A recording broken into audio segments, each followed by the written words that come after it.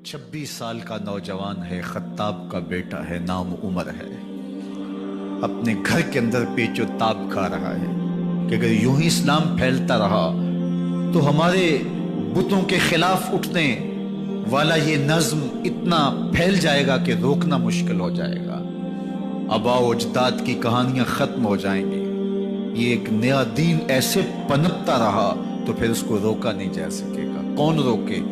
दिल में ख्याल आया इसका एक ही हल है कि बानी इस्लाम की जिंदगी का चिराग गुल कर दिया जाए। लेकिन ये इतना बड़ा काम कौन करे? सोचा खुद करूंगा। उठती जवानी और ये पहलवानी का जमाना था उमर बिन खत्ताब का।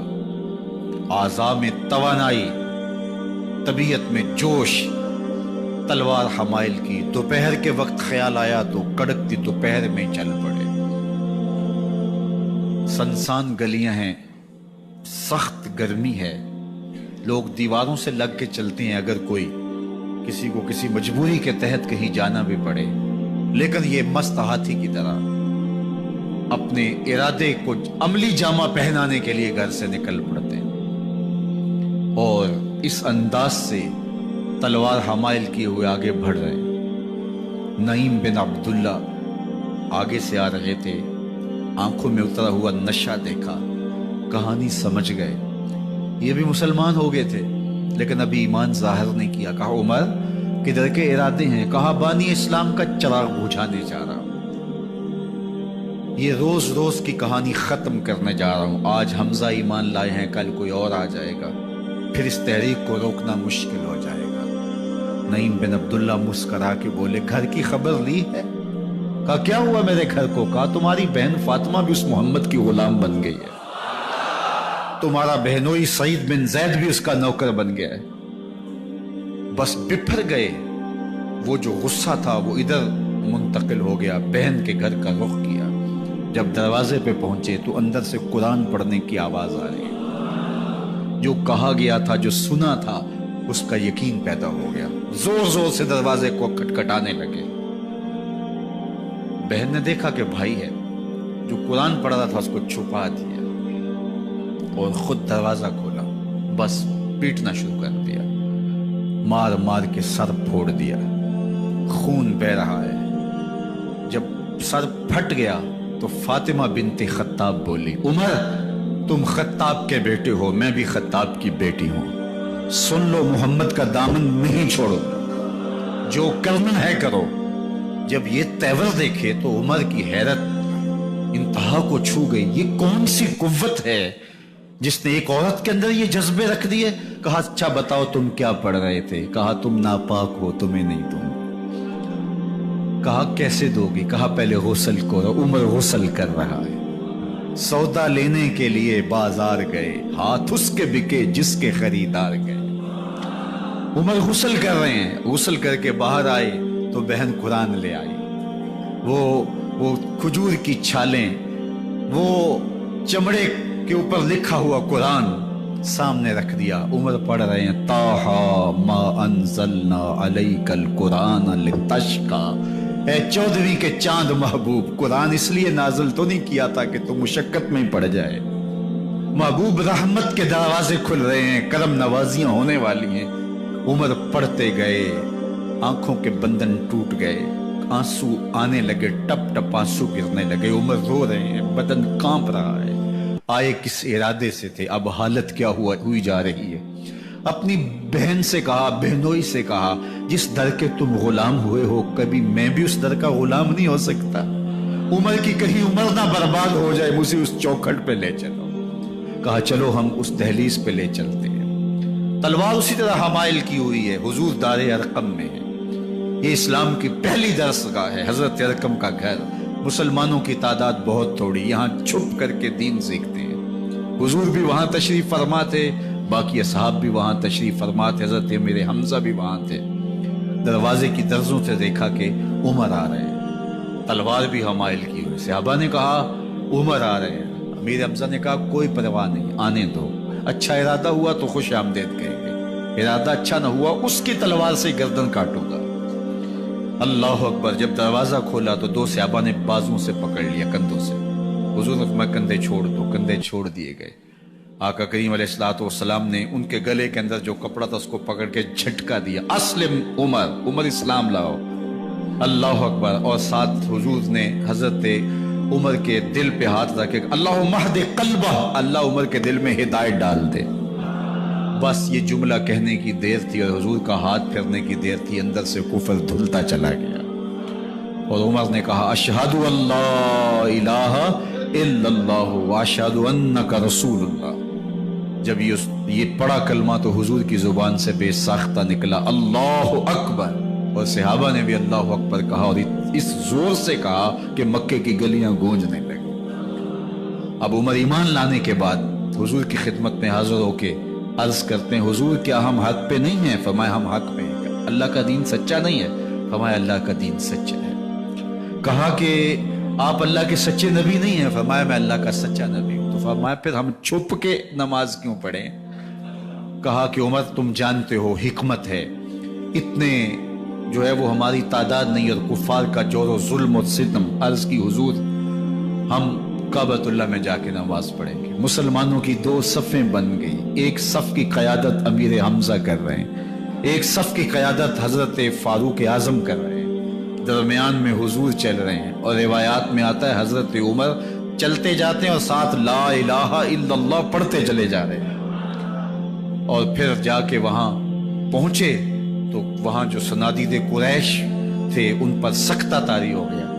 حضرت عمر رضی اللہ تعالیٰ عنہ جب ایمان لائے تو آپ نے ایک ایک کافر کے گھر کے دروازے پہ کھڑے ہو کے کہا، جب کوئی بھی شخص مسلمان ہوتا تو کفار اس کو مارتے، زود و کوب کرتے، ظلم کرتے، ستم کرتے، گھسیٹتے بازاروں میں، لیکن حضرت عمر ایمان لائے تو ایک ایک شخص کے دروازے پر کھڑے ہو کر کے کہا کہ تم کمزوروں کو مارتے تھے، میں تمہیں بتانے آیا ہوں میں محمد عربی کا نوکر بن گیا۔ بلکہ آپ نے اعلان کیا جس نے اپنی بیوی کو، بیوہ اور بچوں کو یتیم کروانا ہو اور اپنے ماں باپ کی کمر کو جھکانا ہو وہ عمر کے مقابلے میں آئے۔ اللہ اکبر۔ زنیرہ نامی ایک خاتون تھی، بہت کمزور، راوی کہتا ہے کہ اس کی ہڈیوں میں گودا نہیں تھا، عشق رسول تھا، اور اس کا ظالم آقا اس کو مارتا ہے، اور جب مار مار کے تھک جاتا ہے ادھر سے عمر آ رہے ہیں، یہ اسلام لانے کے پہلے کی کہانی ہے، ادھر سے عمر آ رہے ہیں، تو اس نے کہا عمر تم جوان آدمی ہو تو یہ چھوڑتی نہیں ہے اپنے نبی کا نام، ذرا تم آؤ۔ تو عمر کوڑا پکڑ لیتے اسے مارتے مارتے تھک جاتے ہیں تو پانی پینے لگتے ہیں، تو کہتے ہیں مجھے تیرے پہ ترس نہیں آیا لیکن میں ذرا پانی پینے لگا ہوں، اور پھر گلے کے اندر کپ ڈال کر کے کوڑا اور اس کی رسی کو بل دیتے ہیں اور اس کی آنکھیں باہر نکل آتی ہیں، اور کہتے ہیں بلا اپنے نبی کو جو تیری آنکھوں کی بینائی واپس کرے۔ اللہ اکبر۔ تو اس نے آسمان کی طرف منہ کر کے کہا مالک میں کبھی بھی آنکھوں کی بینائی نہ مانگتی، لیکن اب تیرے نبی کی عزت کا سوال ہے۔ آنکھوں کی بینائی واپس ہو جاتی ہے۔ زنیرہ کو بڑا مارا، آج عمر گلیوں میں آنکھوں میں آنسو ہیں اور عجیب دلے بےتاب ہے، اور کہتا ہے آؤ بھئی میں حضور کا غلام بن گیا ہوں، تمہیں بتانے آیا ہوں۔ زنیرہ نے موڑ کاٹا تو آگے عمر یہ آواز دے رہے تھے۔ زنیرہ ایک کونے پہ کھڑے ہو کے رو کے کہتی ہے عمر تم تو بڑے اس دن جوش و غضب میں تھے اور تم مارتے ہوئے تھکتے نہیں تھے۔ تو عمر نے کہا زنیرہ اس دن میں نے دیکھا نہیں تھا، اب میں محمد عربی کو دیکھ آیا ہوں۔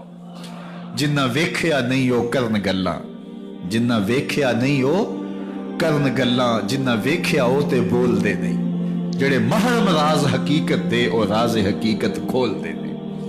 تو حضرت عمر رضی اللہ تعالیٰ عنہ ایمان لائے۔ حضرت عبداللہ ابن مسعود رضی اللہ تعالیٰ عنہ فرماتے ہیں کہ حضرت عمر کا ایمان لانا مسلمانوں کے لیے عزت کا سبب تھا، ان کا ہجرت کرنا مسلمانوں کی نصرت تھی، اور ان کی خلافت مسلمانوں کے لیے رحمت تھی۔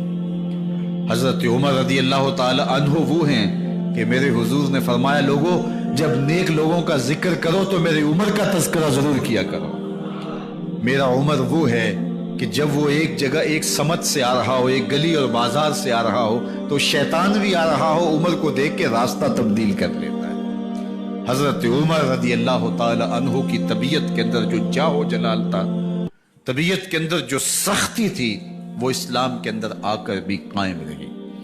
اور آپ نے وہی سختی، وہی جاہ و جلال جو پہلے مسلمانوں کے خلاف تھا، اب کفار کے خلاف، منافقین کے خلاف حضرت عمر کی طبیعت کے اندر وہ جوش و خروش بدستور موجود رہا۔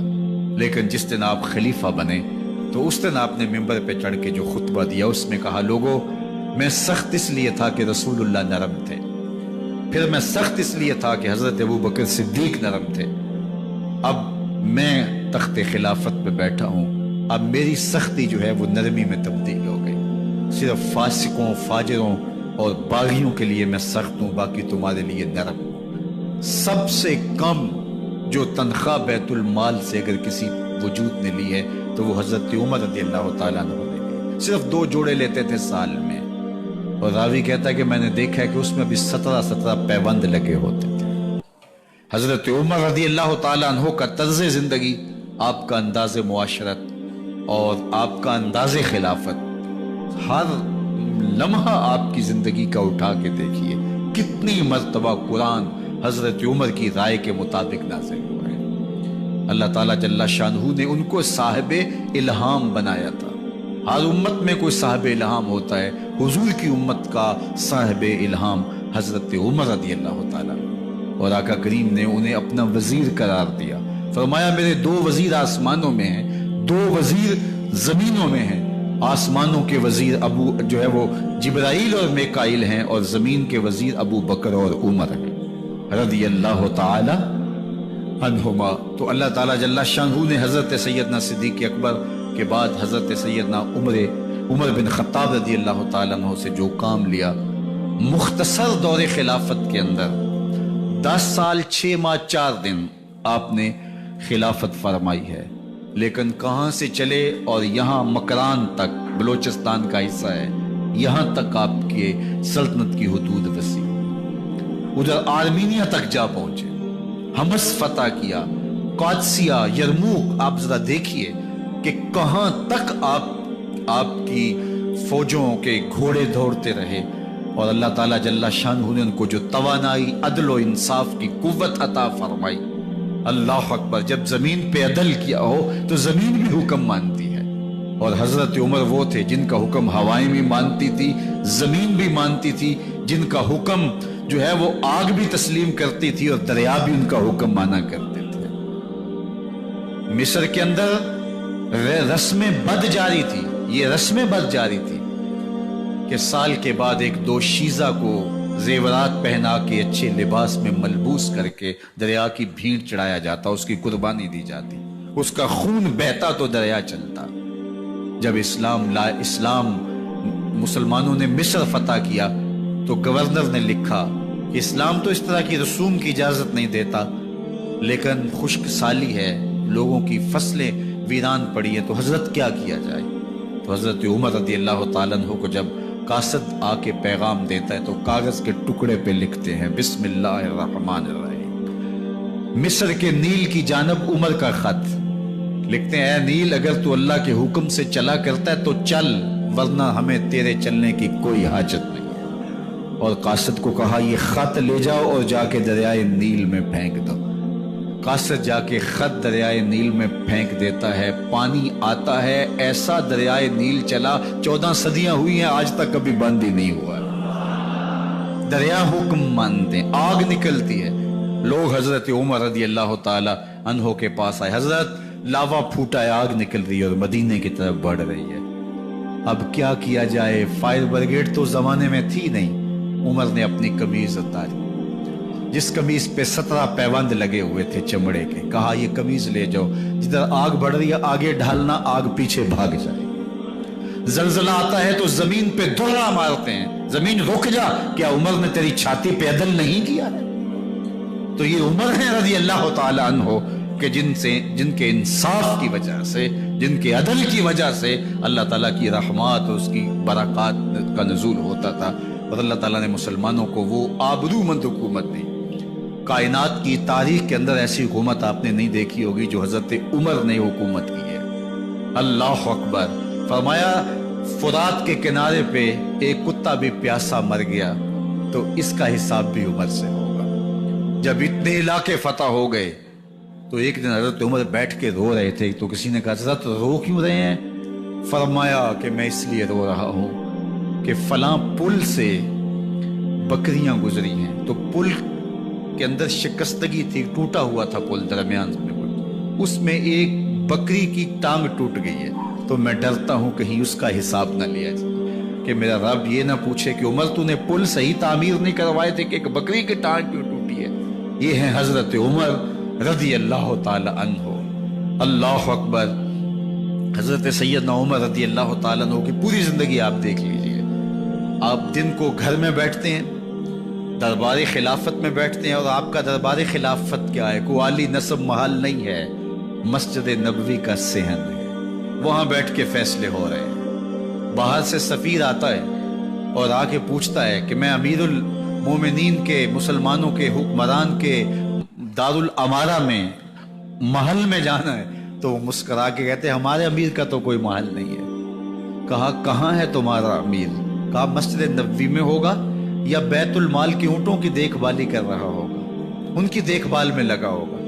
وہ جب گئے تو مسجد میں نہیں ہے، اللہ اکبر، وہاں گئے تو وہاں بھی نہیں ہے۔ پھر کیا دیکھتے ہیں کہ عمر رضی اللہ تعالی عنہ جنت البقیع کے پاس ایک درخت کے نیچے اینٹ کا سرانہ رکھ کے سوئے ہوئے، تو اس نے کہا عمر تو نے عدل کیا ہے، تجھے کچی اینٹ پہ بھی نیند آ گئی۔ ہمارے حکمرانوں نے انصاف نہیں کیا، اور وہ بند اور محفوظ کمروں کے اندر بھی سکون اور چین کی نیند نہیں سو سکتے۔ حضرت سیدنا عمر رضی اللہ تعالیٰ عنہ نے اس طرح ان امور سلطنت نبھائے۔ آپ دن کو لوگوں کی دیکھ بھالی کرتے، لوگوں کی ضروریات سنتے سمجھتے، اور جب رات پڑتی لوگ سو جاتے، عمر مدینے کی گلیوں میں پہرا دیتے۔ کائنات نے کوئی ایسا بھی حکمران دیکھا ہوگا؟ اللہ اکبر۔ وہ مجاہد جو مختلف محاذات پہ گئے ہوئے ہوتے، ان کے گھروں کی دیکھ بھالی کرتے، ان کی ضروریات کا خیال رکھتے، ان کی آبرو کا پہرا دیتے۔ راتوں کی تنہائیوں کے اندر حضرت عمر اٹھتے اور جا کے گشت کرتے، چکر لگاتے، دیکھتے کوئی آنکھ پر نم نہ ہو، مفلسی کا کسی گھر میں ماتم نہ ہو، لوگوں کی ضروریات کا خیال رکھتے۔ اللہ اکبر۔ ایک دن حضرت عمر رضی اللہ تعالیٰ عنہ ایک گھر کے قریب سے گزرے، گھر سے دھواں نکل رہا تھا، سوچا کوئی مہمان ہوگا، گزر گئے۔ تھوڑی دیر کے بعد پھر دوبارہ اس گلی سے گزر ہوا تو پھر دھواں نکل رہا تھا، پھر گزر گئے۔ 2 گھنٹے کے بعد پھر دوبارہ ادھر سے گزران ہوا تو پھر دھواں نکل رہا تھا۔ رات کا پچھلا پہر اور ابھی تک گھر سے دھواں نکل رہا ہے۔ عمر رضی اللہ تعالیٰ عنہ نے دروازے کو کھٹکھٹایا، اندر سے خاتون کی آواز ہے، اس وقت کون ہے؟ کہا ایک مسافر ہوں، پوچھنا چاہتا ہوں تمہارے گھر سے دھواں کیوں نکل رہا ہے رات کے اس پہر؟ کہا تمہیں اس سے کیا غرض؟ کہا نہیں مجھے تشویش ہوئی ہے۔ تو اس نے کہا عمر کی جان کو رو رہی ہوں۔ حضرت عمر رضی اللہ تعالیٰ عنہ نے کہا کیا ہوا؟ کہا کہ کھانے کے لیے گھر کچھ نہیں ہے، بچے ضد کر رہے ہیں، ہنڈیا کے اندر پتھر ڈال کر کے میں نیچے سے آگ دیے جا رہی ہوں، بچوں کہتی ہوں تھوڑی دیر ہے کہ بچے تھک کے سو جائیں گے انتظار کر کے، تو کچھ ہو تو پکے، اور بچے ہیں بھوک سے، شدت بھوک کی وجہ سے سو بھی نہیں رہے، اور میں یہاں بیٹھے عمر کی جان رو رہی۔ حضرت عمر رضی اللہ تعالیٰ عنہ واپس آئے، گھی کا کنستر اٹھایا، آٹے کی بوری لی اور ساز و سامان لیا۔ خادم تھا آپ کا اسلم بیت المال میں، اس نے حضرت یہ سب کچھ میں اٹھا لیتا ہوں۔ کہا حشر کے دن میرا بوجھ اٹھاؤ گے؟ کہا نہیں وہ تو آپ کو اٹھانا ہوگا۔ کہا عمر کو آج خود ہی اٹھانے دو، اور اٹھا کے ان کے گھر آئے، اور گھر آ کے ان کو سب کچھ دیا۔ اور پھر اس کے بعد جب کھانا تیار ہوا، بلکہ روایت میں آتا ہے کہ جب آگ جلا رہی تھی تو عمر جھک کے چولہے میں پھونکے مار رہے تھے۔ اللہ اکبر۔ اس خاتون کو نہیں پتا کہ یہ کون ہے، یہ کوئی اجنبی مسافر ہے، میری مدد کر رہا ہے۔ پھر بچے جو ہے وہ جب کھانا کھا کے خوش ہوئے تو حضرت عمر رضی اللہ تعالیٰ عنہ نے دل میں سوچا اور کہا عمر جس طرح تو نے بچوں کو رلایا ہے آج ان بچوں کو ہنساؤ بھی۔ تو بچے بیٹھے ہیں تو عمر کبھی ادھر جاتے ہیں کبھی ادھر جاتے ہیں، جس طرح بچوں کو کھلانے کے لیے جو ہے وہ گھٹنوں کے بل اور ہاتھوں کے بل لوگ چلتے ہیں، حضرت عمر یوں چلتے ہیں اور وہ بچے مسکراتے ہیں۔ جب بچے ہنسنے لگے، کھانا کھا چکے، عمر اس خاتون سے مخاطب ہو کے کہتے ہیں بہن دیکھ عمر کی بڑی مجبوریاں ہیں، فسطاط، یرموک، کہاں کہاں آرمینیا، کہاں کہاں سرحدوں پہ محاذ پہ لوگ موجود ہیں، ان کی دیکھ بھال کرنی، امور خلافت، کیا کیا معاملے ہیں، تنہا اکیلے بیچارے کی جان ہے، وہ نہیں خیال کر سکا، چل تو اسے معاف کر۔ وہ بہن کہتی ہے تو اتنی ہمدردی کیوں کرتے عمر کی؟ نہیں، میں عمر کو معاف نہیں کروں، کل قیامت کے دن میں اللہ کے حضور عمر کا گریبان پکڑوں گی۔ تو دوسرے علاقے فتح کرتا تھا، میری خبر ہی نہیں تھی۔ اللہ اکبر۔ جب یہ بات کی تو عمر چیخیں مار کے رونے لگے اور ہاتھ جوڑ کے کہنے لگے بہن یہ تمہارے سامنے ہی تو عمر کھڑا ہے، یہ حضرت عمر تھے رضی اللہ تعالیٰ عنہ، اور اللہ کے محبوب علیہ الصلوۃ والسلام کے خلیفہ راشد، دوسرے خلیفہ، 10 سال 6 ماہ اور 4 دن آپ نے خلافت کی۔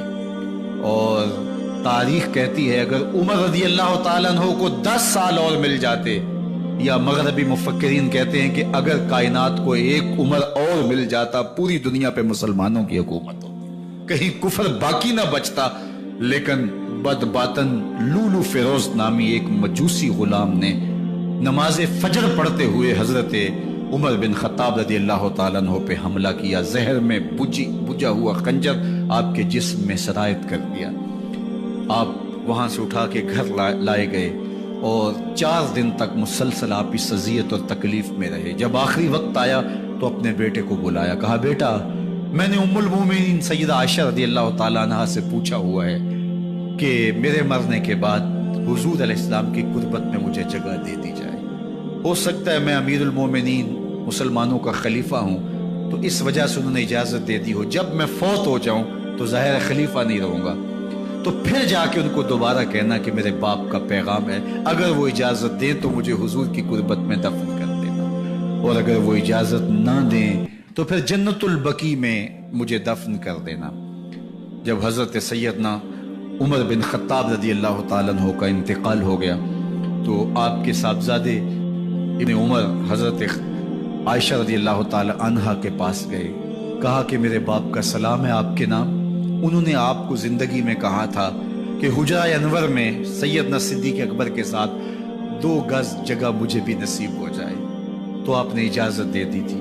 تو میرے والد گرامی نے فوت ہوتے ہوئے کہا کہ دوبارہ ام المومنین کے پاس جانا اور دوبارہ پوچھنا۔ اس وقت تو میں امیر المومنین تھا، ہو سکتا ہے وعدہ کر لیا ہو، لیکن اب اگر آپ اجازت دیں تو یہاں ہم قبر ان کے لیے کھود لیں، ورنہ ہم جنت البقیع میں دفن کر دیں۔ تو ام المومنین سیدہ عائشہ رضی اللہ تعالیٰ عنہ رو پڑی اور فرمایا یہ جگہ میں نے اپنے لیے رکھی تھی، لیکن عمر نے اسلام کے لیے خدمت اتنی کی ہے کہ میں نے خود ترجیح دی ہے، اس لیے میں اجازت دیتی ہوں کہ یہاں عمر کو دفن کیا جائے۔ اللہ اکبر۔ اور پھر وہاں حضرت عمر رضی اللہ تعالیٰ عنہ کو دفن کیا گیا۔ یہ قبر میرے حضور کی ہے، 7 حضرت صدیق اکبر ہیں، 7 حضرت عمر فاروق رضی اللہ تعالیٰ عنہ ہیں۔ جے شک ہووی تے چل مدینے، جے شک ہووی تے چل مدینے، ویکھ لے جوڑ مزاراں دا، بن یار نبی دیاں یاراں۔